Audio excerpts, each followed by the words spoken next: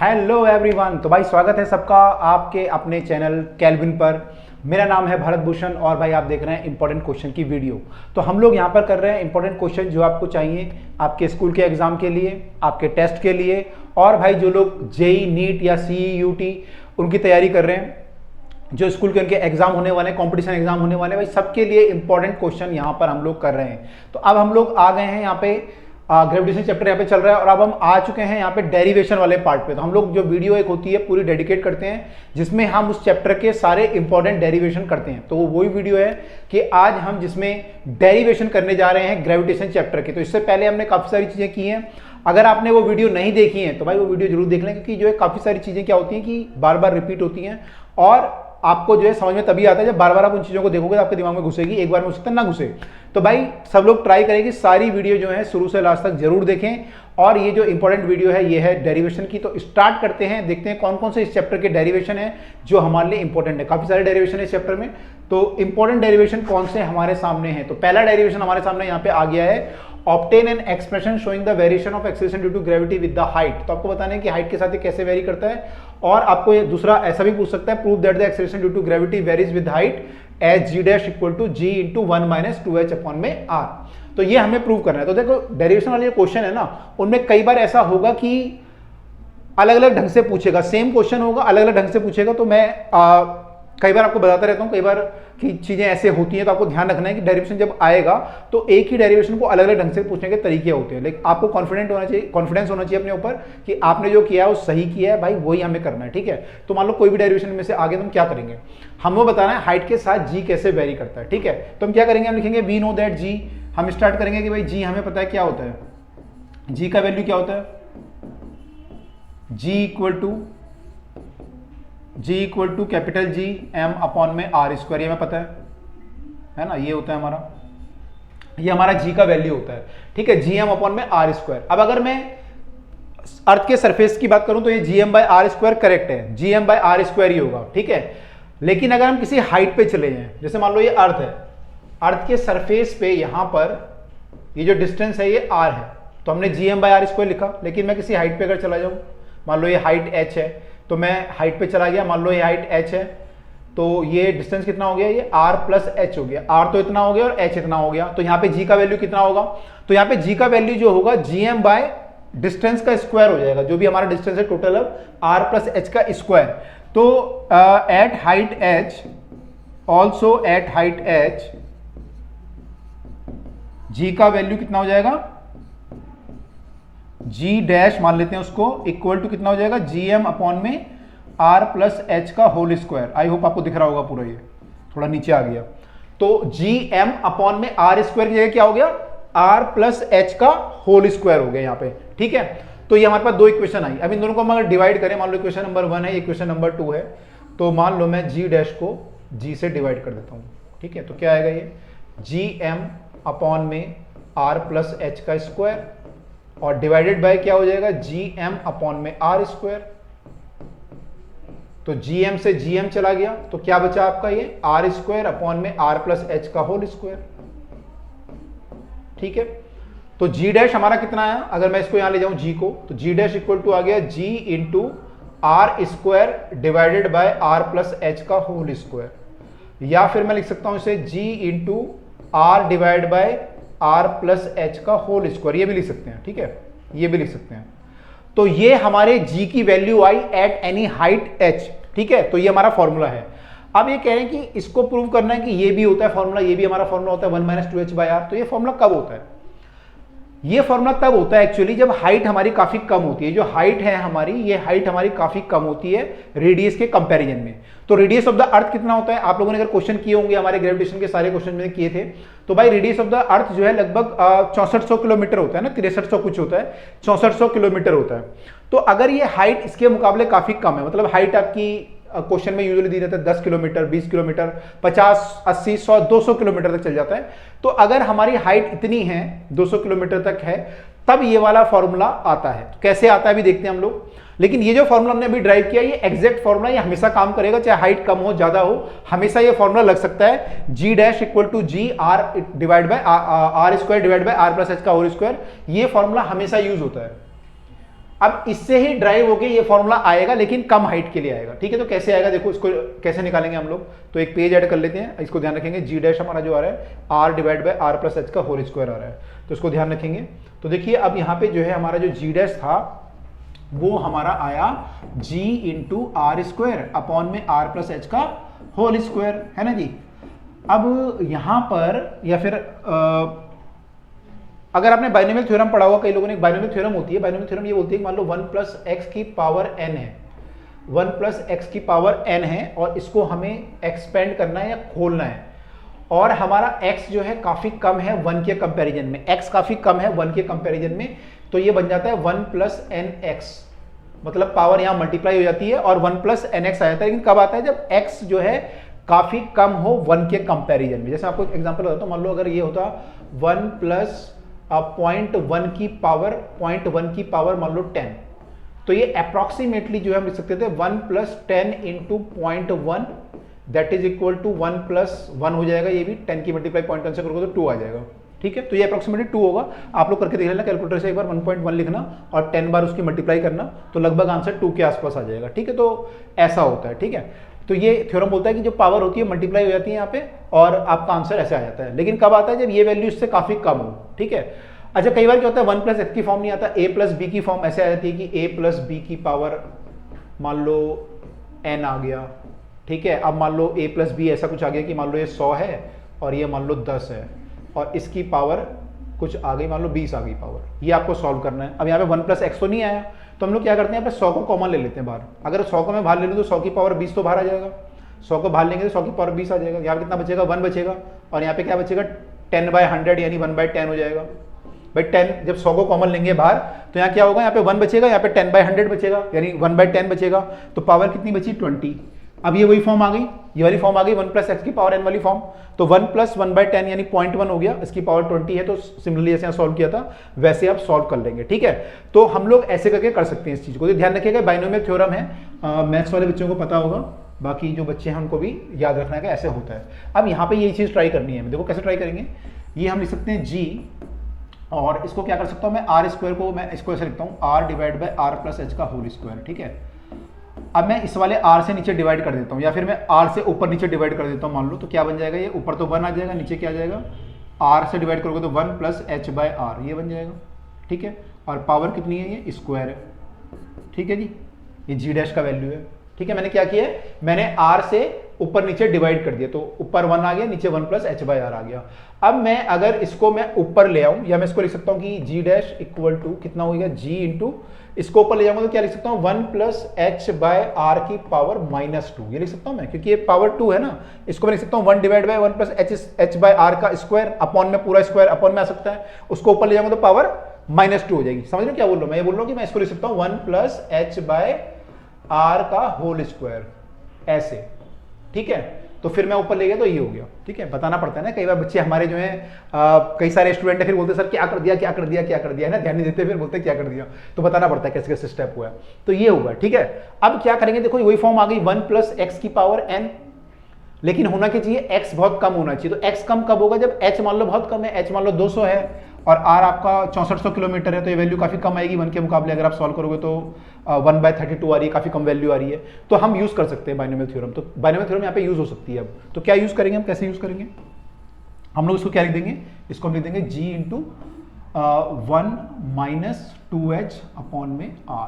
ठीक है, तो आप सेम चीज लिखोगे यहाँ पे, बिकॉज 1 प्लस एक्स की power n, because 1 plus x की power n is 1 plus nx if x is very very small as compared to 1। तो ये चीज हम यहाँ पे साथ में लिखेंगे, इसके मैंने यहीं पे लिख दी है बगल में, तो ये लिखेंगे। तो यहाँ से हमारा ये आ गया g dash equal to g 1 minus H by R. इसमें g डैश क्या है, g डैश जो है हाइट पे g की वैल्यू है और g जो है सरफेस पे वैल्यू है, g सरफेस पे g डैश हाइट पे है, तो इनका रिलेशन आ गया कि g dash is equal to this. आप ऐसे भी लिख सकते हो, कई किताबों में ऐसे भी लिखा हुआ है g h equal to g not बोल दिया सरफेस को 1 माइनस 2h बाई आर, ऐसे भी लिख सकते हो, एक ही बात है कैसे भी लिख लो। तो ये भी हमारा एक फॉर्मूला है। तो दो फॉर्मूले हमारे पास हो गए, एक फॉर्मूला ये है, एक फॉर्मूला हमने पीछे ड्राइव किया था, लेकिन दोनों फॉर्मूले जो है सेम है, बस ये कम हाइट के लिए वैलिड है और ये वाला किसी भी हाइट के लिए वैलिड है। तो जब भी हमारे पास ऐसा कुछ आएगा कि कोई ऑब्जेक्ट जो है सरफेस से r/2 हाइट पे चला गया या 2r पे चला गया, तो हम फिर ये वाला फॉर्मूला यूज करेंगे। r/2 मतलब काफी आप वैल्यू ले रहे हो, r/2 मतलब 3200 किलोमीटर हो गया, तो काफी ज्यादा वैल्यू हो गई, ठीक है। तो तब हम ये वाला फॉर्मूला यूज करेंगे, अदरवाइज हम ये कर सकते हैं। तो कई जगह ये फॉर्मूला भी यूज होता है, राइट। तो यहाँ पे भी ड्राइव किया हुआ इन लोगों ने, तो ये पूरा दिया हुआ डेरिवेशन आपका सेम वही बाइनोमियल थ्योरम लगाया और यहाँ से सॉल्व कर दिया, राइट। चलिए अब मूव करते हैं अगले डेरिवेशन की तरफ को, और अब देखते हैं कि variation of acceleration due to gravity with the depth. अगर हम नीचे जाएंगे अर्थ में तो क्या होगा, तो भाई नीचे जब हम जाएंगे अर्थ में, अगर हम सुरंग खोद दें, टनल बना दें, तो क्या होगा जी का वैल्यू। तो मान लीजिए मेरा जी का वैल्यू यहाँ पे G0 है, तो मुझे बताना है डी डेप्थ पे जाने के बाद यहाँ पे जी का वैल्यू कितना होगा। जी का वैल्यू कितना होगा, मान लो सेंटर है, तो मैं डी डेप्थ पे अगर चला गया तो जी का वैल्यू कितना होगा। अब हमें पता है कि G0 is equal to, again भी लिखेंगे कि we know that G0 equal to capital G m अपॉन में आर स्क्वायर। अगर रेडियस, इसका अर्थ का रेडियस r है तो r रेडियस हो जाएगा। ये तो सरफेस पे हुआ, तो सरफेस पे तो G0 हमें पता है, इसमें कोई प्रॉब्लम नहीं है। अब अगर हम डेप्थ पे आए, यहां पे आए और g का वैल्यू निकालें, तो g एट d डेप्थ पे जो होगा वैल्यू वो कितना होगा। तो देखो g डेप्थ पे जब आप आओगे तो क्या होगा एक्चुअली कि जो यहां पे अगर आप एक ये बना दो स्फीयर, ये स्फीयर, ठीक है, तो आप यहां पे हो, इस स्फीयर के सरफेस पे हो मान लो, तो अब जो फोर्स इस पे लगेगा, इस पॉइंट पे या इस ऑब्जेक्ट पे, वो केवल इस स्फीयर के कारण लगेगा, ठीक है। बाकी जो बाहर वाला पोर्शन है उसका फोर्स जीरो हो जाता है। इसका भी डेरिवेशन है अलग से, लेकिन वो हमारे सिलेबस में नहीं है। लेकिन जो बाहर वाला स्फीयर होता है उसका डेरिवेशन जीरो हो जाता है। केवल जो अंदर ये स्फीयर या कोर बची, उसके कारण ही फोर्स लगेगा। तो इस कोर का जो भी मास होगा वो हम लेंगे यहाँ पे, यानी लिखेंगे जी एम डैश। अब क्यू आर क्या लेंगे, एम डैश। एम डैश किसका मास है, केवल इस वाले स्फीयर का मास, अपॉन में डिस्टेंस का स्क्वायर। डिस्टेंस कितना हो जाएगा, ये डिस्टेंस, ये आर हो जाएगा। आर कितना हो जाएगा, कैपिटल आर, भाई यहां से यहां तक आर है हमारा, कैपिटल आर है, उसमें से डी कम कर देंगे तो ये वाला आर आ जाएगा, तो आर माइनस डी लिख सकते हो यहाँ पे, आर माइनस डी का स्क्वायर, आर माइनस डी का स्क्वायर। तो ये हमारा वैल्यू आया G at depth D. I hope clear हुआ होगा कि मास हमें ये लेना है और डिस्टेंस हमें यहां तक का लेना है, ठीक है। तो ये हमारा आया। अब हमें वही काम करना है कि जी डैश और जी करना है, तो हम एक काम करते हैं, अच्छा एक चीज और है हमारा कि हम अगर मास के टर्म में लिखें यहाँ पे, तो देखो मास जो होता है, मास per unit volume is density. तो मास हमारा होता है डेंसिटी इंटू वॉल्यूम। वॉल्यूम होगा 4/3 pi R cube, 4/3 pi R cube. तो जो m मास आएगा पूरे अर्थ का जो मास है उसमें हम 4/3 पाई आर क्यूब लेंगे, ठीक है, density into 4/3 pi R cube. लेकिन जब m डैश लेंगे तो क्या होगा, डेंसिटी तो वही लेंगे हम मान रहे हैं कि अर्थ यूनिफॉर्म डेंसिटी, हालांकि यूनिफॉर्म नहीं होती, कोर पे डेंसिटी अलग होती है, बाहर अलग होती है, लेकिन हम लोग मान रहे हैं यूनिफॉर्म एक स्फीयर है ये। तो यूनिफॉर्म स्फीयर अगर तो डेंसिटी तो सब जगह सेम है। इनटू वॉल्यूम करेंगे तो इस वाले स्फीयर का मास निकालने हम लोग m डैश, तो इसका मास कितना हो जाएगा, इसका वॉल्यूम से मल्टीप्लाई करना पड़ेगा। इसका वॉल्यूम कितना होगा, 4/3 पाई आर माइनस डी का क्यूब। इसका वॉल्यूम होगा 4/3 पाई आर माइनस डी का क्यूब, राइट। तो इसका वॉल्यूम जो है 4/3 पाई आर माइनस डी का क्यूब हो जाएगा। I hope I am correct कि आर क्यूब है वहां पे, और यहाँ पे जो इसका रेडियस है वो आर माइनस डी है, तो आर माइनस डी का मैंने क्यूब ले लिया। तो जब हम m डैश और m आएगा तो वहां पे हम इसे रिप्लेस करेंगे आगे जाके, ठीक है। तो मैं इसको डिवाइड कर लेता हूँ, डिवाइडिंग वही equation number 2 from equation number 1। तो वो dividing 2 from 1 we get that G D equal to G D by G0 equal to G M dash upon में आर माइनस डी का स्क्वायर, और divided by G M upon में R का square. G से G उड़ जाएगा तो ये आपका आ जाएगा एम डैश, ये अपॉन में चला जाएगा एम, आर स्क्वायर ऊपर चला जाएगा तो R square divide by R minus D का होल स्क्वायर। तो ये हमारा जो है जी डैश बाई जी का वैल्यू अभी तक आया है, ठीक है। अब हम क्या करेंगे, मास को रिप्लेस कर देते हैं यहाँ पे कि मास हमारा, हम अगले स्टेप में लिखेंगे वी नो दैट, ऐसे करके वी नो दैट, ऐसे करके लिखेंगे, इसको क्वेश्चन नंबर 3 मान लेते हैं। वी नोट दैट, फिर हमारा ये आ जाएगा।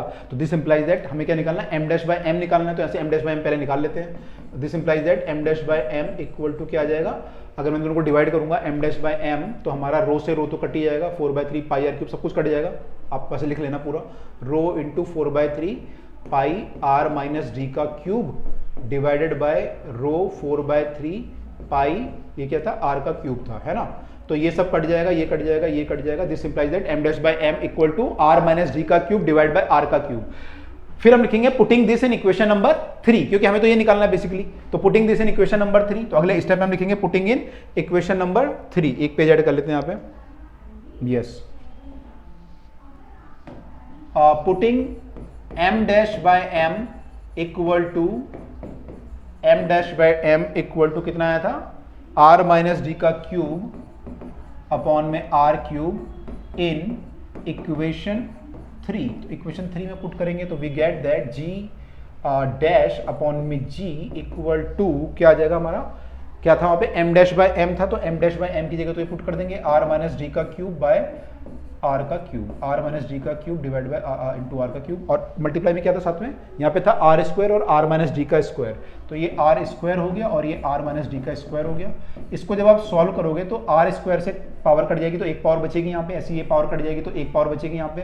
तो फाइनली क्या बचा यहाँ पे, ये बचा आपका r माइनस डी और नीचे बचा r। ठीक है, अब मैं इसको यहाँ ले जाता हूँ तो g डैश हमारा हो जाएगा g into r minus D upon में r। आप r से डिवाइड भी कर सकते हो, यहाँ पे r से डिवाइड करोगे तो ये क्या हो जाएगा 1 बाय r, तो ये आपका r बाय r हो जाएगा, सॉरी, तो g 1 minus D by r आ जाएगा, g 1 minus D by r। तो g डैश का जो वैल्यू आ रहा है कितना आ रहा है 1 माइनस डी बाय r, और ध्यान रखेंगे यहाँ पे g d जो है डेप्थ है, g dash equal to g 1 minus D by r, ये हमारा फॉर्मूला आ रहा है, तो ये हमें ड्राइव करना था। और d क्या है यहाँ पे, डेप्थ है। ध्यान रखिएगा कई बार क्या होता है कि आप सेंटर से इतनी दूरी पे g का वैल्यू बताओ, मतलब उसने बोला कि सेंटर से हमारा डिस्टेंस है मान लो r बाय 4, यहाँ पे बताओ g का वैल्यू कितना होगा, r by 4, capital R by 4 है ना। तो डेप्थ कितनी हो जाएगी यहाँ पे, पूरी ये डेप्थ r है, तो ये डेप्थ हो जाएगी हमारी, d का वैल्यू जो यहाँ पे होगा एक्चुअली वो कितना हो जाएगा r माइनस r बाय 4। ये जो डेप्थ आएगी ये आप पूरी r में से r बाय 4 घटाएंगे तो डेप्थ आ जाएगी, यहाँ से यहाँ तक डेप्थ होती है हमारी, है ना। तो d का वैल्यू जो पुट करोगे आप वो 3r बाय 4 आ जाएगा इसको सॉल्व करके, तो d का वैल्यू यहाँ पे ये पुट करना पड़ेगा। ध्यान रखिएगा कि डायरेक्टली कई बार बोलते हैं from r by 4 from the centre बताओ कितना होगा, तो ऐसा नहीं कि आपने सीधा r बाय 4 यहाँ पुट कर दिया, पहले आपको d का वैल्यू निकालना है फिर यहाँ पुट करना है, ध्यान रखिएगा। दूसरी बात ध्यान रखिएगा यहाँ पे कि हमने जो फॉर्मूला ड्राइव किया ये एग्जैक्ट फॉर्मूला है, मैंने कहीं पे बाइनोमियल थ्योरम नहीं लगाई है ना, इस वाले में हमने कहीं बाइनोमियल थ्योरम नहीं लगाई, तो ये एग्जैक्ट है। वहां पे दो फॉर्मूले थे हाइट वाले में, एक एग्जैक्ट था एक अप्रोक्सीमेट था जो हमने हाइट के लिए लगाया था, लेकिन ये एग्जैक्ट फॉर्मूला है, हमेशा एप्लीकेबल है, चाहे कितना भी डेप्थ हो कुछ भी हो हमेशा एप्लीकेबल है। अब इसमें ये पूछ सकता है कि प्रूव दैट कि सेंटर पे ग्रेविटी की वैल्यू 0 होगी, फॉर्मूला ड्राइव करो पहले और फिर प्रूव दैट। तो अगर सेंटर पे ग्रेविटी की वैल्यू पूछेगा तो क्या होगा, सेंटर पे डेप्थ कितना हो जाएगा, अगर मैं ऊपर से नीचे आऊंगा यहाँ तक तो सेंटर तक कितना डिस्टेंस आना पड़ेगा मुझे, नीचे मुझे r डिस्टेंस नीचे आना पड़ेगा, तो d क्या हो जाएगा r हो जाएगा, d का वैल्यू r हो जाएगा सेंटर पे, तो d का वैल्यू r पुट करोगे तो क्या आएगा r बाय r मतलब 1 आ जाएगा, 1 माइनस 1 इज 0, तो g का वैल्यू 0 आ जाएगा, g डैश का वैल्यू, तो वो भी हम प्रूव कर सकते हैं। तो कुछ भी आपसे पूछ सकता है, ध्यान रखिएगा सारे क्वेश्चन यहां से निकल सकते हैं, कंसेप्ट आपका क्लियर होना मांगता है। ठीक है, चलिए आगे चलें, अगला डेरिवेशन देखते हैं, अगला क्या दिया हमें, define the gravitational potential energy and deduce the expression for the gravitational potential energy of a body placed at a point near the surface of the earth, show that the gravitational potential at a distance r from the mass is given by v equal to minus gm upon में r। तो यहाँ पे जो है इन्होंने बोला है कि ये आपको बताना, पहले बताना है ग्रेविटेशन पोटेंशियल एनर्जी होती क्या है, फिर उसका आपको एक्सप्रेशन ड्राइव करके बताना है कि एक्सप्रेशन क्या होगा, एंड उसके बाद आपको ये भी बताना है कि v equal to minus G M by, तो दोनों एक दूसरे से रिलेटेड हैं। आप अगर एक डेरिवेशन कर लेंगे दूसरा वाला डेरिवेशन भी हम लोग आराम से कर सकते हैं। तो लेट अस सी कि ग्रेविटेशन पोटेंशियल एनर्जी क्या होती है। ग्रेविटेशन पोटेंशियल एनर्जी का मतलब ये होता है कि मान लो कोई बॉडी है, जैसे अर्थ है मान लीजिए, और आप एक बॉडी को अर्थ के पास लेके आ रहे हैं, मान लीजिए ये अर्थ है और एक बॉडी को हम अर्थ के पास लेके आ रहे हैं, ठीक है। तो जब हम इसे लेके यहाँ से आएंगे, कहीं से इसको लेके आएंगे तो हमें वर्क डन करना पड़ेगा। तो जो भी वर्क डन हमें यहाँ से और यहाँ तक लाने में करना पड़ेगा, तो मैं मान लो मैं पोटेंशियल निकाल रहा हूँ एक पॉइंट पे जो डिस्टेंस r पे है, यहाँ पे मुझे पोटेंशियल एनर्जी निकालनी है या पोटेंशियल निकालना है, तो जितना भी मुझे वर्क डन करना पड़ेगा इस मास को लाने के लिए, मान लो स्मॉल मास m है, इसको मैं लाने के लिए जितना भी वर्क डन करना पड़ेगा वो क्या बोलूंगा मैं, इस पॉइंट पे मेरी एक एनर्जी के रूप में स्टोर हो जाएगा, उसको हम बोलेंगे gravitational potential energy of this mass and this mass. Gravitation potential energy जब भी होती है ना, दो मास की होती है, सिस्टम की होती है, अकेले मास की नहीं होती, सिस्टम की एनर्जी होती है। तो इन दोनों मास की जो एनर्जी होगी क्या होगी, जितना आपको वर्क डन करना पड़ेगा इस मास को इन्फिनिटी से यहां तक लाने के लिए, उसको हम बोलेंगे ग्रेविटेशन पोटेंशियल एनर्जी। तो ग्रेविटेशन पोटेंशियल एनर्जी क्या होगी, work done to bring a mass from infinity to at a particular point is known as the gravitation potential energy of the system. ठीक है, तो ये हम लिखेंगे विदाउट, और इसमें भी लिखते हैं कि हम जो लेके आएंगे विदाउट एनी एक्सेलरेशन लेके आएंगे, बहुत कम स्पीड से लेके आएंगे, वो सब भी चीजें होती हैं कि without any acceleration with zero speed. ठीक है, तो हम इसको लेके आएंगे।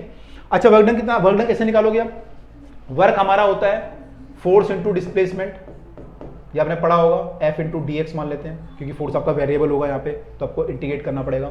ठीक है, यहाँ पे जब हमें वर्क डन करना पड़ेगा, फोर्स इंटू डिस्प्लेसमेंट को इंटीग्रेट करके लाना पड़ेगा। अब फोर्स कितना लगेगा, मान लो कोई मास हमारा x डिस्टेंस पे है, जब ये x डिस्टेंस पे होगा, यहाँ से x डिस्टेंस पे होगा मान लो, तो इस पर फोर्स कितना लग रहा होगा? फोर्स हमारा होता है जी एम एम अपॉन में आर स्क्वायर, तो फोर्स लग रहा होगा जी एम कैपिटल M, जो उसका मास है प्लेनेट का, और जिसको आप लेके आ रहे हो उसका मास स्मॉल m है, अपॉन में x का स्क्वायर, इतना फोर्स लग रहा होगा, इंटू डी एक्स, इतना आपको वर्क करना पड़ेगा।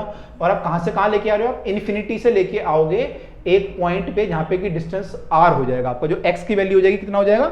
r हो जाएगा, वहां पे आपको इसको लेके आना है। ठीक है, तो हम लेके आ रहे हैं इसको, तो इसको हमें सॉल्व करना है, बस अब ये सॉल्व करेंगे तो हमारा आंसर आ जाएगा।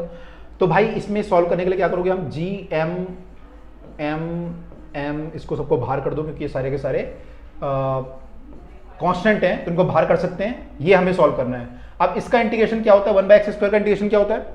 1/x² मतलब x की पावर -2 हो गया है ना, तो x की पावर -2 का इंटीग्रेशन क्या होगा? आपको पता है x की पावर n का इंटीग्रेशन होता है x की power n+1 divide by n+1, मतलब पावर एक ऐड करनी होती है और उससे डिवाइड करना होता है। तो x की पावर -2 + 1 करोगे तो -1 आ जाएगा, डिवाइड बाय बड़ी हुई पावर से माइनस करोगे तो -1 से डिवाइड भी हो जाएगा। ठीक है, तो वो पावर मैंने कर दिया, तो इसका जो इंटीग्रेशन आएगा that will be, you can say this as, ये -1 है तो -1/x, x की पावर -1 मतलब 1/x, तो 1/x इंटू -1 करके तो -1/x आ जाएगा। तो -1/x इसका इंटीग्रेशन है, -1/x integration from infinity to r, gm तो है ही आपके पास। तो ये वैल्यू कितनी आ जाएगी भाई? इसकी वैल्यू अपर लिमिट पुट करते हैं, फिर लोअर लिमिट, आपको पता होगा upper limit minus lower limit करना पड़ता है, इसको बोलते हैं अपर लिमिट, इसको बोलते हैं लोअर लिमिट। तो अपर माइनस लोअर लिमिट करनी पड़ेगी, तो एक पेज ऐड कर लेते हैं पहले। तो यहां पर जो हमारी वैल्यू आई है अभी तक, वो आई है वर्क डन की जो वैल्यू आ रही है वो आ रही है GMM 1/x, माइनस का 1/x आया था, और लिमिट क्या थी हमारी? इन्फिनिटी से r। ठीक है, इसकी लिमिट को पुट करते हैं, लिमिट पुट करेंगे क्या आएगा? GMM, आप चाहो तो माइनस भी बाहर ला सकते थे, चलो माइनस को अंदर रहने देते हैं, -1/r आ जाएगा यहाँ पे, और अपर लिमिट पुट कर दी मैंने पहले, r की x की जगह r पुट कर दिया, माइनस अब लोअर लिमिट पुट करूंगा, लोअर मतलब -1/∞, x की जगह पे इन्फिनिटी पुट करूंगा तो ये आ जाएगा। एक बार मैंने r पुट किया, एक बार मैंने इन्फिनिटी पुट किया, राइट। तो ये कितना हो गया हमारा? ये हमारा हो गया GMM अपॉन में, ये तो क्या होगा? -1/r, और 1/∞ क्या होता है एक्चुअली? 1/∞ इज 0, 1/∞ इज 0, तो -0 लिखो +0 लिखो, कोई फर्क नहीं पड़ता, तो 0 हो जाएगा। तो ये -1/r हो गया पूरा, तो कितना आ गया? GMM अपॉन में r, माइनस का, तो जो एनर्जी होती है यहाँ पे वो माइनस होती है। ठीक है, वर्क डन भी हमें नेगेटिव करना पड़ता है, तो यही हमारा वर्क डन भी है, यही हमारी एनर्जी भी है। तो हमारी जो ग्रेविटेशन पोटेंशियल एनर्जी है इट इज -GMM अपॉन में r। ठीक है, तो ध्यान रखिएगा -GMM अपॉन में r हमारी पोटेंशियल एनर्जी होती है। अब पोटेंशियल क्या होता है? पोटेंशियल जो होता है वो होता है कि मैं एक मास को जो लेके आ रहा हूं, अगर ये यूनिट मास हो जाए, अगर इसका मास कितना हो जाए? 1 हो जाए, या फिर हम बोल सकते हैं कि potential energy per unit mass, या फिर m1 हो जाए। m1 हो जाएगा तो वैल्यू कितना हो जाएगा? स्मॉल m अगर 1 हो गया तो ये -GM/r हो जाएगा, उसको ग्रेविटेशनल पोटेंशियल बोलते हैं। या फिर हम बोलते हैं work done per unit mass, तो पर यूनिट मास मतलब मास से डिवाइड करोगे तब भी वही आएगा, -GM/r, तो उसको हम बोलते हैं ग्रेविटेशनल पोटेंशियल। तो एक ही बात है, डेरिवेशन आपको यही करना है, फाइनली आपको लिख देना है कि m आपका अगर 1 है तो उसमें वैल्यू ये आ जाएगी। ठीक है, अच्छा एक चीज और ध्यान रखना है, पे कई बच्चे जो समझदार बच्चे होंगे वो जो है और थोड़ा दिमाग लगाएंगे यहाँ पे, और अच्छे से दिमाग लगाएं यहाँ पे, तो पता तो मैंने आपको डायरेक्ट करके दिखा दिया जो किताबों में लिखा हुआ है, लेकिन कुछ और दिमाग अगर आप लगाएं तो एक चीज और आपने ध्यान अगर दी होगी यहाँ पे, तो यार जो यहाँ पे फोर्स का फॉर्मूला होता है ना Fs, उसके साथ cos थीटा भी होता है, cos थीटा भी होता है। तो यहाँ पे cos थीटा कितना होगा? Fs cos थीटा होता है ना फॉर्मूले में वर्क डन जब निकालते हैं, तो किसने ध्यान नहीं दिया होगा शायद। देखो जिनको इतना समझ में आ गया, जिनको ज्यादा टेंशन नहीं लेनी, वो इतना लिख के आ जाना पेपर में, वो आगे का छोड़ सकते हैं। लेकिन जो लोग कंपटीशन की तैयारी कर रहे हैं, कुछ और सोच रहे हैं, उनके लिए बता रहा हूँ, केवल उनको ध्यान देना, बाकी बच्चे कंफ्यूज हो जाएंगे, बाकी बच्चे ध्यान न दें, बाकी बच्चे अपने आगे अगले क्वेश्चन में मूव कर जाएं। ठीक है, तो जो कंपटीशन वाले बच्चे हैं उनको ध्यान होगा यहाँ पे Fs cos थीटा आता है, Fs cos थीटा आना चाहिए था यहाँ पे, तो Fs cos थीटा आना चाहिए था, Fdx cos थीटा इनफैक्ट, है ना। अब cos थीटा कितना होगा? cos थीटा एंगल होता है हमारा डिस्प्लेसमेंट और फोर्स के बीच का एंगल। तो यहाँ पे फोर्स किधर को लग रहा है और डिस्प्लेसमेंट किधर को हो रहा है आपका? देखो जो पार्टिकल है उस पे आप किसका वर्क डन निकाल रहे हो? जो आपने फोर्स लगाया, जो लग रहा है उसका नहीं, आपने जो फोर्स लगा के वर्क किया वो निकाल रहे हो आप। तो आप जो फोर्स लगाओगे किधर को लगाओगे? देखो उस पर ग्रेविटेशन फोर्स किधर को लग रहा है? ग्रेविटेशन फोर्स इधर को लग रहा है इस पे। अब आपको इसको जीरो स्पीड से मतलब बहुत स्लोली लेके आना है। स्लोली लाने के लिए आपको भी इतना ही फोर्स लगाना पड़ेगा इधर को। तो लगभग जब फोर्स इस पे जीरो होगा तब इसकी स्पीड कांस्टेंट रहेगी और ये बहुत कम स्पीड से यहाँ पे आएगा। फोर्स जीरो, एक्सेलरेशन जीरो, तो स्पीड इज कांस्टेंट, तो एक स्लोली स्पीड से यहाँ पे आ जाएगा। अब देखो फोर्स आप जो लगा रहे हो आपको इधर को लगाना पड़ रहा है फोर्स, और डिस्प्लेसमेंट किधर को हो रहा है, डिस्प्लेसमेंट इधर को हो रहा है क्योंकि पार्टिकल इधर को जा रहा है। तो एंगल कितना हुआ दोनों के बीच का, फोर्स और डिस्प्लेसमेंट के बीच का एंगल हुआ 180। तो यहाँ पे cos 180 आना चाहिए था। cos 180 होता है नेगेटिव, cos 180 क्या होता है, -1 होता है, तो एक्चुअली -f dx होना चाहिए था। ठीक है, -f dx होना चाहिए था। अब कई बच्चे बोलते हैं सर माइनस आएगा यहाँ पे, तो फिर वो प्लस हो जाएगा यहाँ पे फाइनली। फिर अगर यहाँ माइनस आ गया बाहर तो प्लस हो जाएगा। लेकिन एक चीज और है अभी भाई, जो dx है वो क्या है, that is displacement of the particle dx। लेकिन जब आप इंटीग्रेट करोगे तो इंटीग्रेट में क्या होता है, जब इंटीग्रेशन हम लोग करते हैं एक्चुअली किसी चीज का, तो हम लोग यहाँ पे बोल रहे हैं कि हम लोग इंटीग्रेट करेंगे और हम लोग r पुट करेंगे या dr की फॉर्म में हम लोग लिखेंगे इसको, है ना। हम लोग क्या लिखेंगे एक्चुअली, हम लोग लिख रहे हैं g, जो डिस्टेंस है एक्चुअली इनके बीच का वो r है, एक्चुअली r है। तो ये इंटीग्रेशन ऐसा बनता है GMM अपॉन में r², है ना, और ऐसा कुछ बनेगा dr करके। या आप तो ये लिख रहे हो कि डिस्टेंस इंटू dx, और आप लिख रहे हो distance into dx into cos 180 यानी -1, आप ये लिख रहे हो।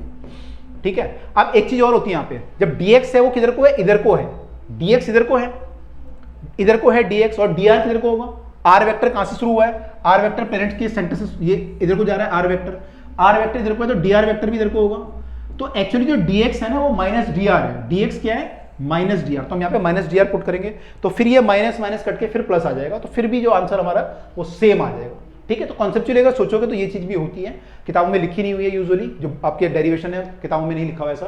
लेकिन ये ध्यान रखिएगा कि यहाँ पे ये चीज भी ध्यान देनी है कि यहाँ पे 2 बार नेगेटिव आएगा, एक बार इसके कारण और एक बार ये dx को -dr करने के कारण नेगेटिव आएगा, इसलिए कुल मिला के पॉजिटिव आएगा। ठीक है, जिनको समझ में नहीं आया छोड़ सकते हो, कि ऐसा जरूरी नहीं है, किताब इतने से काम चल जाता है, इन्होंने भी ऐसे सॉल्व किया हुआ लगभग। ठीक है, तो ये भी सब सॉल्व करके सेम आंसर आया। राइट, मैंने बता दिया भाई, मेरा फर्ज है कि जो बच्चे कॉम्पिटिशन की तैयारी कर रहे हैं या कुछ बच्चे इंटेलिजेंट हैं हमारे, कमेंट में भी लिखते रहते हैं कई बार अलग अलग चीज़ें, तो उनको बता दूं ताकि वो लोग कंफ्यूज ना हो। ठीक है, या सोचें तो उनका डाउट क्लियर हो जाए। Drive the expression for the orbital velocity, time period and the altitude of a satellite. एक जो सैटेलाइट घूमता है अर्थ के चारों तरफ या किसी भी प्लेनेट के चारों तरफ, उसकी जो है ऑर्बिटल स्पीड, टाइम पीरियड और हाइट का फॉर्मूला क्या होगा। तो देखो, जब प्लेनेट के चारों तरफ कोई सैटेलाइट घूमेगा, सैटेलाइट यहाँ पे है, मान लो ये प्लेनेट है, प्लेनेट का मास m है, सैटेलाइट का मास स्मॉल m लेते हैं यूजुअली, है ना। तो ये घूमेगा तो उस पर एक फोर्स लगेगा इधर को, ग्रेविटेशन फोर्स। ठीक है, और ये फोर्स से क्या प्रोवाइड करेगा, ये से प्रोवाइड कराएगा नेसेसरी सेंट्रीपिटल फोर्स। से घूमने के लिए, सर्कल पे घूमने के लिए सेंट्रीपिटल फोर्स चाहिए होता है, वो कौन प्रोवाइड कराएगा, ग्रेविटेशन फोर्स। तो हम लिख सकते हैं यहाँ पे कि F gravitation equal to F centripetal. अब यहाँ पे ग्रेविटेशन फोर्स कितना होगा, GMM अपॉन में r², r मतलब पूरा डिस्टेंस, r²। ये ग्रेविटेशन फोर्स है। सेंटीमीटर फोर्स कितना हो जाएगा, सेंटीमीटर फोर्स होता है हमारा mv²/r, है ना, m इंटू a यानी mv² अपॉन में r। अब यहां से अगर मैं देखूं तो ये m से m कट जाएगा, r से एक r की पावर कट जाएगी, तो v कितना आएगा, v हमारा आ जाएगा √gm अपॉन में r। तो यही हमारी क्या है, सैटेलाइट की ऑर्बिटल वेलोसिटी है। इसी वेलोसिटी से ये जो है यहाँ पे घूमता रहेगा सैटेलाइट, तो इसको हम बोलेंगे orbital velocity of the satellite. तो यहाँ पे ध्यान दीजिएगा, orbital velocity of the satellite जो है सैटेलाइट के मास पे डिपेंड नहीं करती। देखो मास तो कट गया ना यहाँ पे, तो सैटेलाइट का मास है 400 किलो, 500 किलो, उससे कोई डिपेंड नहीं करती। डिपेंड करती है कि प्लेनेट का मास कितना है, प्लेनेट से डिस्टेंस कितना है, और जी तो खैर कांस्टेंट ही रहता है, तो उस पर डिपेंड करती है कि ऑर्बिटल वेलोसिटी सैटेलाइट की कितनी होगी। राइट, चलिए, तो हमने ड्राइव कर लिया एक्सप्रेशन। ओके, फिर क्या बोल रहा है ये, टाइम पीरियड। टाइम पीरियड निकालना है सैटेलाइट का, तो टाइम पीरियड कितना लगेगा इसको घूमने में, पूरा टाइम पीरियड। तो कितना घूमना है, कितना चलना है इसको चलना है 2πr, जो डिस्टेंस ट्रेवल करना है कितना करना है, 2πr डिस्टेंस घूमना है पूरा। और स्पीड कितनी है हमारी, स्पीड तो हमारी इतनी है gm/r, तो टाइम कितना लगेगा, टाइम लगेगा डिस्टेंस अपॉन में स्पीड, तो gm/स्मॉल r आ जाएगा। इसको सॉल्व करेंगे तो कितना आ जाएगा, ये 2π, ये वाला r ऊपर चला जाएगा, तो ये r तो है ही एक ऊपर, ये वाला r भी चला जाएगा, तो √r और आ जाएगा ऊपर, नीचे क्या बचेगा, √gm। तो टाइम पीरियड हमारा आ जाएगा 2π, r की पावर ये 1 है और ये 1/2 है, तो 1 + 1/2 मतलब 3/2 हो जाएगी पावर, r की पावर 3/2 √gm। तो ये हमारा टाइम पीरियड भी आ गया, सैटेलाइट का जो टाइम पीरियड होता है इतना होता है। ठीक है, तो ये उसका टाइम पीरियड होता है। राइट, और यहां से एक चीज और निकल के आती है कि आपका जो टाइम पीरियड है वो प्रोपोर्शनल टू आर क्यूब है, जो केपलर लॉ होता है। क्योंकि देखो यहाँ पे टी प्रोपोर्शनल टू क्या आ रहा है हमारा, जब कोई सैटेलाइट घूमेगा, सैटेलाइट मान लो एक सैटेलाइट यहाँ पे घूम रहा है प्लेनेट के चारों तरफ, एक थोड़ा बाहर घूम रहा है, एक कहीं और घूम रहा है, तो सब एक ही प्लेनेट के चारों तरफ घूम रहे हैं, तो मास तो सेम है प्लेनेट का, जी भी सेम है सबके लिए, है ना, जी तो सेम ही होता है, 2 पाई भी सेम है। तो हम क्या बोल सकते हैं कि टी जो है वो डिपेंड करेगा कि कितना दूर वो चल रहा है, उसका आर कितना है। तो आर की पावर 3/2 पे डिपेंड करेगा, केवल जो आर है, इसका आर इतना है, इसका आर इतना है, उस पर डिपेंड करेगा। तो टी प्रोपोर्शनल टू आर की पावर 3/2, दोनों तरफ स्क्वायर करेंगे तो T square proportional to R cube. ये केपलर का लॉ है। तो यहां से हम ये भी ड्राइव कर सकते थे, केपलर का लॉ जो है वो भी यहां से ड्राइव हो सकता है, ठीक है। ओके, थर्ड क्या पूछा इसने, एल्टीट्यूड ऑफ द सैटेलाइट, इसकी जो हाइट है उसको कैसे निकालेंगे। तो हाइट हम यहीं से निकाल लेते हैं। हमारा जो फॉर्मूला है T equal to 2 pi root R plus H, एक पेज ऐड कर लेते हैं पहले। तो हमारा फॉर्मूला आया है time period equal to 2 pi R की पावर 3/2 रूट में जीएम, यही आया था अगर मुझे सही याद आ रहा है तो, 2 पाई आर की पावर 3/2 रूट में जीएम। तो देखो आर क्या है यहाँ पे, एक्चुअली आर आपका जो है डिस्टेंस है पूरा सेंटर ऑफ द प्लैनेट से लेके और यहां तक का डिस्टेंस आर है। तो ये पूरे को हम स्मॉल आर बोल रहे हैं ना। इसमें क्या क्या चीजें, एक तो ये आर है जो रेडियस ऑफ द प्लैनेट है, यहां से यहां तक तो रेडियस ऑफ द प्लैनेट है, और यहां से यहां तक ये हाइट है। तो जो आर है एक्चुअली वो क्या है, आर प्लस एच है। आर क्या है हमारा, R radius of the earth plus height of the satellite है। तो यहां पर हमें क्या निकालना है, एच निकालना है। तो हम एक काम करते हैं, हम दोनों तरफ पहले स्क्वायर कर लेते हैं। तो T square equal to 4 pi square R की क्यूब हो जाएगा अपॉन में रूट जीएम का भी स्क्वायर हो जाएगा, तो ये भी जीएम हो जाएगा, ठीक है। 4 पाई स्क्वायर आर की क्यूब अपॉन में जीएम। अब ये आर की क्यूब जो है इसको लिख सकते हैं 4 पाई स्क्वायर आर की क्यूब को लिख सकते हैं आर प्लस एच की होल क्यूब। हमें एच चाहिए, ध्यान रखिएगा, फोकस रखिएगा एच पे, एच नहीं भागना चाहिए। तो हमें एच चाहिए, तो पहले क्या करते हैं, इसको इधर ले आते हैं जीएम को। तो जीएम टी स्क्वायर हो गया, ये GM T square 4 pi square upon में आ गया, सामने क्या बचा, आर प्लस एच का होल क्यूब। तो अब दोनों तरफ क्या करना पड़ेगा, क्यूब रूट करना पड़ेगा। तो this implies that R plus H equal to cube root of G M T square upon में 4 पाई स्क्वायर, इसका क्यूब रूट हो जाएगा और एच का वैल्यू हमारा आ जाएगा यहां से। अगर इसको यहां ले आऊं तो ये आर माइनस हो जाएगा। तो cube root of G M T square upon में 4 पाई स्क्वायर और माइनस का आर हो जाएगा, ठीक है। तो ये हमारा हाइट ऑफ द सैटेलाइट भी हम लोगों ने ड्राइव कर लिया, ठीक है। तो आई होप हमने सही किया पूरा डायरेक्शन, एक बार क्वेश्चन भी देख लेना सारी। तो भाई ऐसे करके हम लोग जो है हाइट भी ड्राइव कर सकते हैं। हमें करना क्या है, बेसिकली हमें सेंट्रीपिटल फोर्स वगैरह कंसेप्ट क्लियर होना चाहिए यहाँ पे इसको बराबर करने का। फिर टाइम पीरियड हमारा पूरा डिस्टेंस बाय वेलोसिटी या स्पीड, और फिर उसके बाद ये तो आ जाएगा, हम आर को आर प्लस एच करेंगे तो वहां से हमारा हाइट भी आ जाएगा, ठीक है। तो आई होप सबको क्लियर हुआ होगा जो हमने निकाला है यहाँ पे। ओके, एक और पूछ रहा है यहाँ पे, अगला डेरिवेशन क्या है। अगला डेरिवेशन हमारे सामने है फॉर एन आर्टिफिशियल सैटेलाइट। ये आर्टिफिशियल ये है ना, जो हमारे नेचुरल सैटेलाइट होते हैं, मून हमारा नेचुरल सैटेलाइट है, भगवान ने बनाया हुआ मून हमारा घूम रहा है अर्थ के चारों तरफ, वो नेचुरल है। आर्टिफिशियल मतलब जो हम छोड़ते हैं रॉकेट से, तो वो आर्टिफिशियल है। तो आपको बताना उसकी पोटेंशियल एनर्जी कितनी होगी, इसका ड्राइव करना है पोटेंशियल एनर्जी। फिर ये काइनेटिक भी पूछेगा आगे, तो पोटेंशियल एनर्जी जो होती है वो कितनी होगी। तो पोटेंशियल एनर्जी ड्राइव करने का वही फॉर्मूला है। देखो जब कोई सैटेलाइट है, कोई सैटेलाइट अर्थ के चारों तरफ घूम रहा है, तो इसकी जो एनर्जी है, मान लो एक अर्थ है और इसके चारों तरफ एक सैटेलाइट घूम रहा है यहाँ पे डिस्टेंस आर पे, तो इसकी जो पोटेंशियल एनर्जी होगी उसको ड्राइव करने का फॉर्मूला क्या होगा, वही जब हमने किया था, work done to bring up mass from infinity to distance R. इन्फिनिटी से लेके आते हैं डिस्टेंस आर तक, तो जितना वर्क डन करना पड़ता है वही उसकी एनर्जी होती है। तो वही डेरिवेशन सेम हमें यहाँ पे करना है।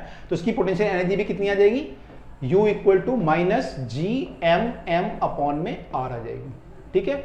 ये कैपिटल एम होता है इसका मास, और इसका मास स्मॉल एम मानते हैं। तो माइनस जी एम अपॉन में आर, डेरिवेशन पीछे हमने किया था इंटीग्रेशन वाला, वही हमें दिख करना है। तो ये इसकी पोटेंशियल एनर्जी हो गई डायरेक्टली, ठीक है।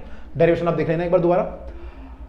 तो ये तो इसका एक्सप्रेशन हुआ पोटेंशियल एनर्जी। अब आते हैं इसकी काइनेटिक एनर्जी। देखो ये ड्राइव किया ना same, G M by X square infinity से आर लेके आए, वो सब ड्राइव किया, तो सब वही सेम आ गया, राइट।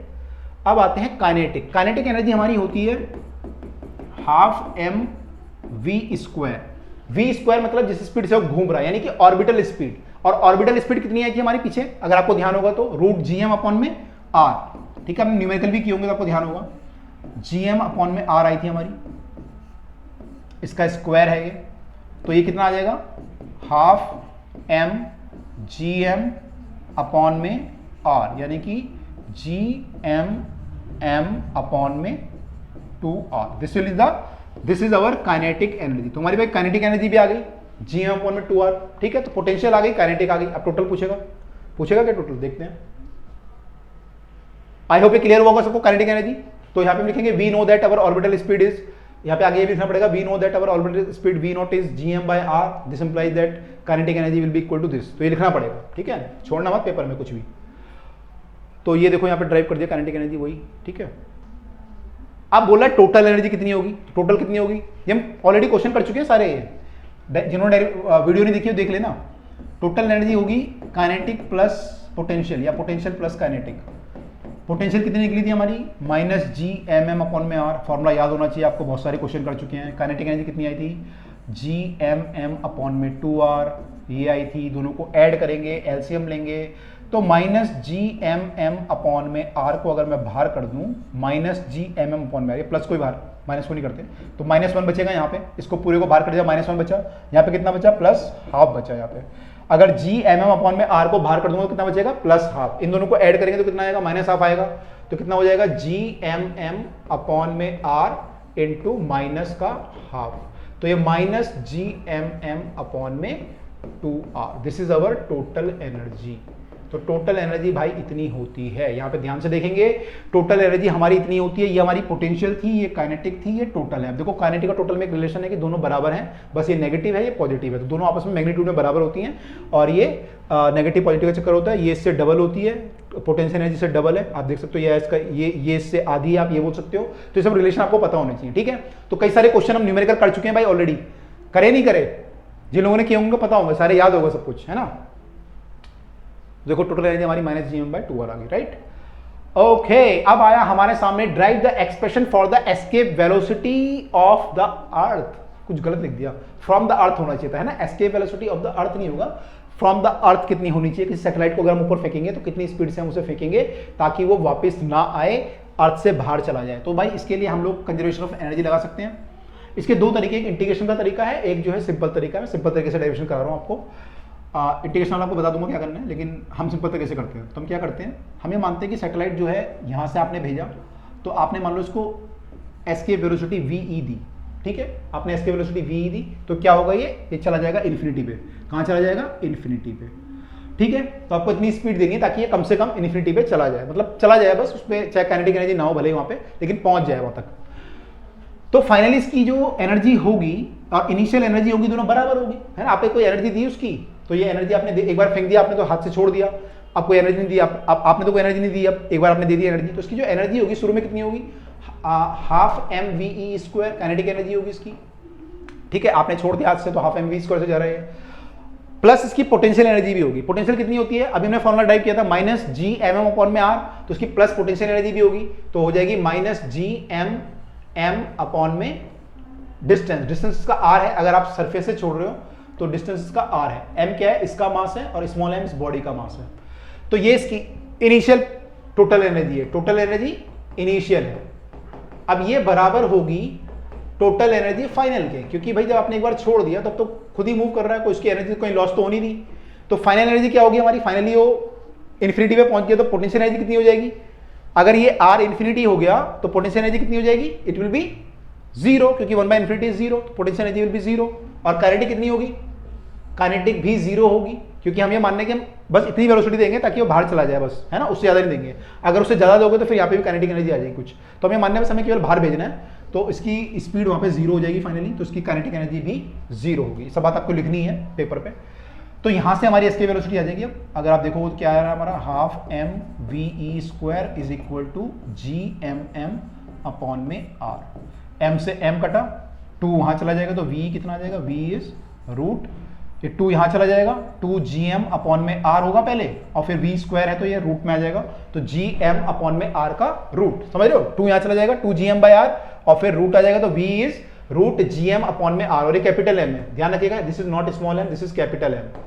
यानी कि ऑर्बिटल वेलोसिटी भी क्या होता है, ऑर्बिटल वेलोसिटी भी जो होती है, सॉरी एस्केप वेलोसिटी भी जो होती है, क्या होती है, प्लेनेट के मास पे डिपेंड करती है। किसके मास पे, प्लेनेट के मास पे। इस पे डिपेंड नहीं करती कि जो आपने बॉडी फेंकी उसका मास कितना है। अब आप बोलोगे सर कि मैं अगर एक पत्थर फेंकूंगा और एक सैटेलाइट फेंकूंगा तो सेम एनर्जी चाहिए क्या? एनर्जी नहीं बोला मैंने वेलोसिटी बोला। वेलोसिटी दोनों के इसमें सेम चाहिए, लेकिन एनर्जी तो ज्यादा चाहिए होगी ऑब्वियसली। जो ये एनर्जी आप दोगे उसे काइनेटिक एनर्जी, जब मास अगर ज्यादा होगा तो काइनेटिक एनर्जी आपको ज्यादा देनी पड़ेगी, है ना, तो आपको वर्क ज्यादा करना पड़ेगा, लेकिन वेलोसिटी दोनों को सेम देनी पड़ेगी, ठीक है। तो ये हमारी एस्केप वेलोसिटी आई। इसकी वैल्यू जो अर्थ के लिए आती है, अगर आप अर्थ का मास पुट करोगे, रेडियस पुट करोगे, तो अर्थ के लिए वैल्यू आती है 11.2 किलोमीटर पर सेकेंड। इस स्पीड से आपको उसको जो है भेजना पड़ता है। अगर आप इस स्पीड से उसे फेंकोगे तो क्या होगा, वो अर्थ से एस्केप कर जाएगी, कभी वापस नहीं आएगी। एक बात तो ये ध्यान रखिएगा। दूसरा, अगर आपने देखा होगा ऑर्बिटल स्पीड हमारी आ रही थी √gm/r, और ये आ रहा है हमारा 2gm/r। तो एक और रिलेशन निकल के आ रहा है यहाँ पे कि अगर मैं √2 को बाहर ले लूं तो √2 × gm/r है ये, which is equal to orbital speed. तो लिख सकते हैं √2 × ऑर्बिटल स्पीड। तो v एस्केप जो होता है √2 v0 के बराबर होती है। ये भी आपसे पूछ सकता है डेरिवेशन में कि प्रूफ पहले निकालो और फिर प्रूव करो कि ये जो है इतना होता है। तो ये भी हम निकाल सकते हैं यहाँ से कि ये √2 ऑफ ऑर्बिटल स्पीड के बराबर होता है। तो आई थिंक सारे पॉइंट हमने कवर कर लिए हैं। तो ऐसे करके हम लोग यहाँ पे कर सकते हैं, ठीक है। दूसरा जो तरीका है वो इंटीग्रेशन वाला तरीका है, मतलब आप यहाँ पे जो इसकी एनर्जी है वो इंटीग्रेट करके निकालोगे यहाँ पे फाइनली कि इसकी स्पीड कितनी होगी, यहाँ पे कितनी होगी, उसको जीरो करेंगे फाइनली। इंटीग्रेशन का तरीका है, तो उस पर लंबा तरीका, उस पर हम नहीं जा रहे हैं, ठीक है। ये तरीका मेरे को बेस्ट लगता है, तो इस तरीके से हम लोग कर सकते हैं, ठीक है। चलिए, तो हम लोग अब आई थिंक सारे डेरिवेशन हो चुके हैं। यस, सारे इंपॉर्टेंट डेरिवेशन हम लोगों ने कवर कर लिए हैं। तो भाई ये सारे डेरिवेशन बहुत इंपॉर्टेंट है, सब लोग 2-2 बार जरूर कर लें, क्योंकि पेपर में तभी हो पाएगा जब 2-2 बार आप प्रैक्टिस करोगे। एक बार अभी प्रैक्टिस कर लो, एक बार एक हफ्ते बाद प्रैक्टिस करना, लेकिन प्रैक्टिस जरूर कर लेना, तभी आप लोग ये डेरिवेशन कर पाओगे पेपर में, ठीक है। अगर टाइम कम है तो भाई एक बार अभी कर लेना, एक बार 2 घंटे बाद, 4 घंटे बाद कर लेना, लेकिन करना 2 बार जरूर, है ना, तभी हो पाएगा, ठीक है। चलिए, तो मिलते हैं हम आपसे अगले चैप्टर में नई वीडियो के साथ, नए कंसेप्ट के साथ। Till then bye and take care.